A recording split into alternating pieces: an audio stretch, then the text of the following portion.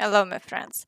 Today we'll start with some very interesting news. Late last night, Ukraine launched powerful strikes on Belgorod, and as a result, the city is in a blackout. In Belgorod, there was another hit on the Luch power plant. The city is completely without electricity.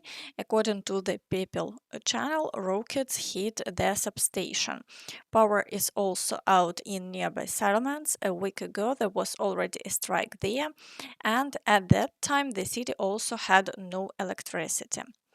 Right after that, the Russians decided to launch strikes on Kharkiv. Reports say there were at least 16 explosions in the city and the power went out there too. Meanwhile, activity on the front lines remains high, and today we'll start with the situation in the Kramatorsk direction. A new video has appeared showing a strike right in the city, hitting a Ukrainian armed forces vehicle. The front line is about 18 kilometers from the city's outskirts, but drones can now easily reach almost the central part of the city and look for targets. This means that yet another city might soon come under regular attacks, and staying there is becoming dangerous. A Russian FPV drone with fiber-optic control flew into Kramatorsk and struck a Mitsubishi L200 pickup belonging to Ukrainian soldiers. This is an alarming sign, as the Russians have likely deployed trained drone operators with fiber-optic control in the Chasiv Yar area, where the launch probably took place. Now, FPV drones with fiber-optic control can actually fly over Kramatorsk and hit chosen targets. Residents of the city should remain alert and cautious. Friends, share your thoughts about this in the comments. Now, let's return to the front and move to the Dobropillia direction. Here, the Russians are once again assaulting the village of Zoloty Kolodys, and attacks on Shakhova and Volodymyrivka continue as well. Essentially, they are trying to push Ukrainian forces back and straighten the front line. However, so far there have been no changes over the past 24 hours, and the fighting continues. In the Pokrovsk direction, attacks are ongoing in the Rodinsky area. The Russians are storming Krasny Liman and Novoekonomichne, breaking through near Myrolюбівка, assaulting Prominy and Lesivka, and pushing toward Udachne, Kotliny, and Zvirove. There is also heavy shelling, but no new changes have been recorded in the past 24 hours.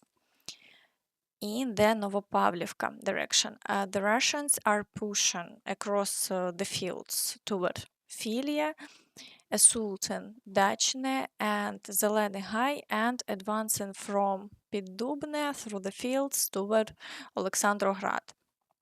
The situation is difficult and the intensity of fighting remains high, but so far there have been no new changes over the past 24 hours.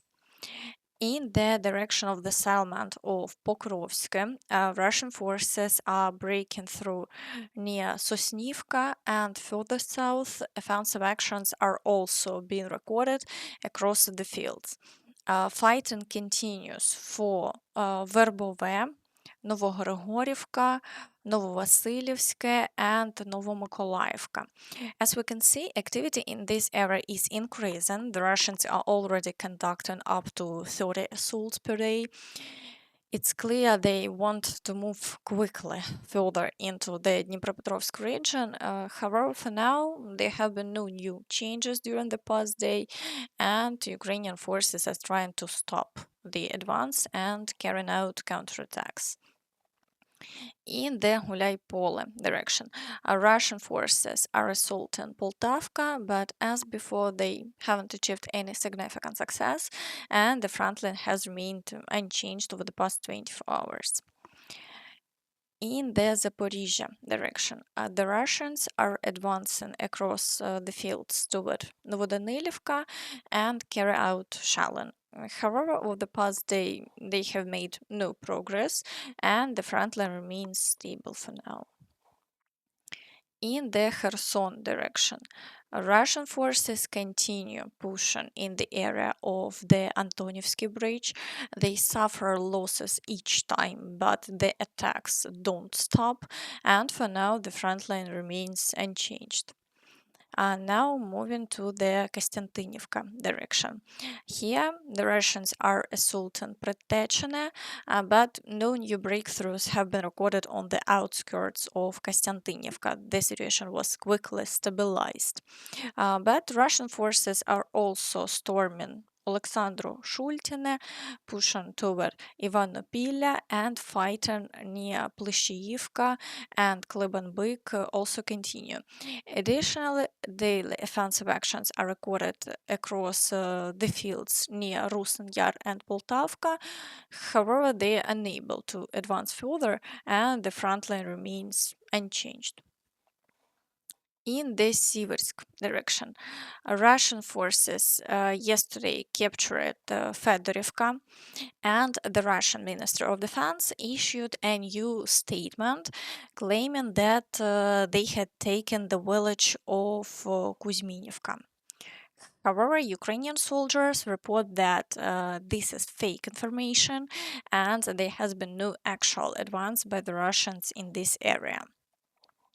Siversk-Lyman direction. On the Siversk section, the Russians claimed to capture Kuzminivka, but this is just another propaganda push. There is no confirmation, no footage, no visual control. These empty statements from Kremlin sources can safely be discarded along with the rest of their so-called victories. Despite this, the situation in Siversk itself remains tense. The Russians continue heavy fire, artillery, FPV drones, and aviation with Kab 250 bombs. Ukrainian positions are under constant pressure, but the front line hasn't significantly shifted. Additionally, assaults are recorded near Yampil, Dronivka, and the outskirts of Siversk.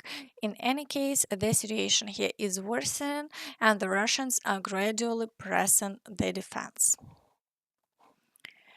In the Lyman direction, Russian forces are assaulting Zarychne, Drobyshevo, Novoselivka, Serednye, Kharkivka, and pushing toward the area of Ridkodub. However, over the past 24 hours, no major changes have occurred, and the fighting continues. In the Borova direction, the Russians haven't carried out any new assaults, and the situation hasn't changed over the past 24 hours. In the Kupiansk direction, Russian forces continue the attacks in the city. Fighting is also ongoing near Petropavlivka, and the Russians are pushing toward the area of Stepova Novoselivka. The situation remains difficult, and the Russians claim successes in the city.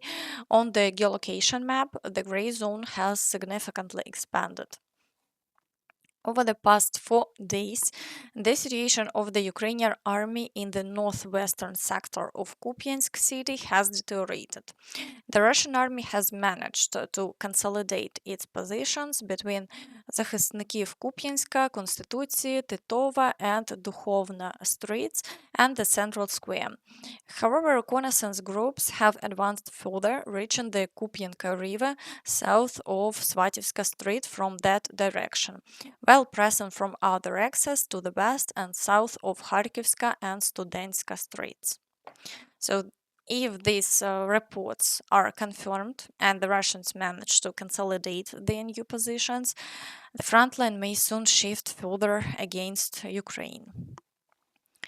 In the Dvorichna direction, Russian forces are storming Kutkivka and Kolodezne. FPV drones are actively operating in the frontline zone, and it was reported that yesterday 2 people were killed in a drone strike in the village of Kolodezne. In the Kharkiv direction, the Russians are pushing toward the settlement of Liptsy, but so far the Ukrainian forces are holding the defense and there have been no changes. In the Vovchansk area, the Russians are trying to advance toward the village of Sinelnikove through the forest. There have been no major successes yet, but the situation is tense and the gray zone has expanded. In the Sumy direction, Russian forces are attacking Stepne and Andriivka. Activity is low, but offensive actions are still recorded daily. Activity has also begun near the village of Tetkina with assaults on Besalivka. So far, the Russians have made no significant progress, and the front line remains unchanged. And that's all from me. So please don't forget to like this video, subscribe to the channel, and hit the notification bell to stay updated on all the latest news. Thank you for watching and see you next time. Bye bye.